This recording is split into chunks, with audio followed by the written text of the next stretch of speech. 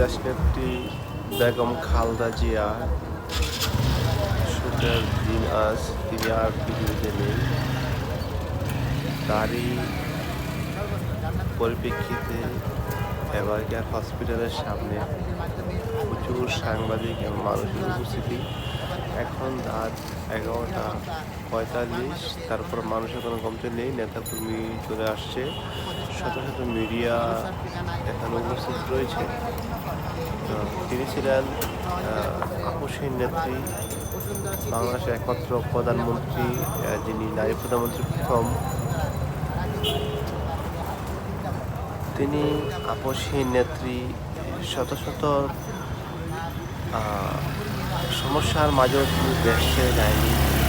তিনি বলেছিলেন যে এটাই আমার দেশ, আমার অন্য কোনো দেশে কোনো ঠিকানা নেই, কোনো বাড়িঘর নেই, বাংলাদেশে আমার জন্ম, বাংলাদেশে আমার মৃত্যু হবে।